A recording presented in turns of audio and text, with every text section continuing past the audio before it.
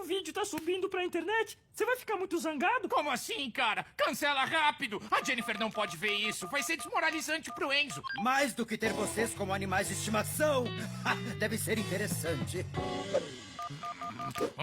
O que tem aqui? Um vídeo com Enzo pagando mico por causa de Quieto, uma... Rufus. Me dá o celular, Leopoldo. Agora a Jennifer vai ver esse paspalho pagando mico em rede mundial. Vai ser hilário. Ai, desculpa, Boris. Eu queria tanto pegar o vídeo de volta. If I told you the video is uploading, would you be super duper mad at me? What do you mean? Cancel that quick! If Jennifer sees that video, it's really going to embarrass Enzo! Embarrass him even more than having you two as pets? It must be amusing then. Huh? What's this? It's a video of Enzo looking really silly and I Quiet, think Rufus! it's up. The phone, Leopoldo! Chances are good Jennifer's going to see this goofball. He's going to show how dumb he is on the World Wide Web. Hilarious. No, I'm sorry, Boris. I wish I could get the video back.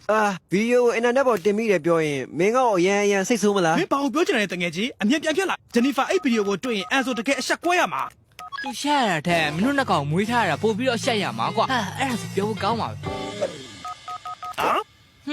အဲ့ဒါပါလေ အဲ့ဒါအန်ဆိုယူကြောင်ကြောင်ဖြစ်နေတဲ့ဗီဒီယို တိတ်တိတ်နဲ့ရူဖတ်ငါ့ကိုဖုန်းပေးလီယိုဖိုတို ဂျန်နီဖာဒီငကြောင်မြင်ဖို့တော့အခွင့်ကောင်းပဲငါ website မှာသူဘလောက်တုံးလေးကိုပြတော့မယ်ဒါရမ်းပြောဖို့ကောင်းတာပဲကွာ ငါတောင်းမဲ့ပါတယ် Boris ငါအဲ့ဒီဗီဒီယိုကိုပြန်ယူချင်မိပါတယ်